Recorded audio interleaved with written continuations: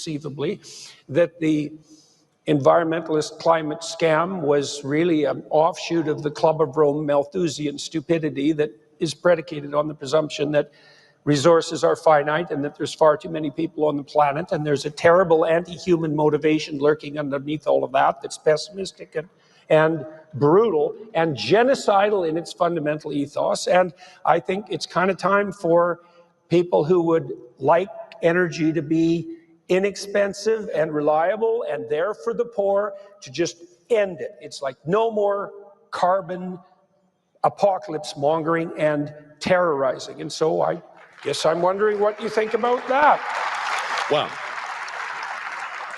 the one thing that drives me absolutely potty is when I hear that carbon dioxide is a pollutant.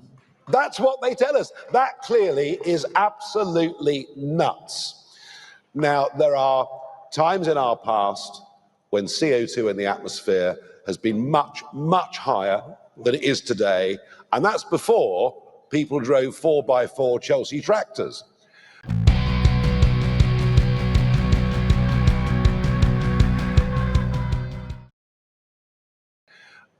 And I remember having this debate about 20 years ago. There was a man called Sir Patrick Moore. Yes. Very famous scientist, The Sky at Night, great character, very respected man.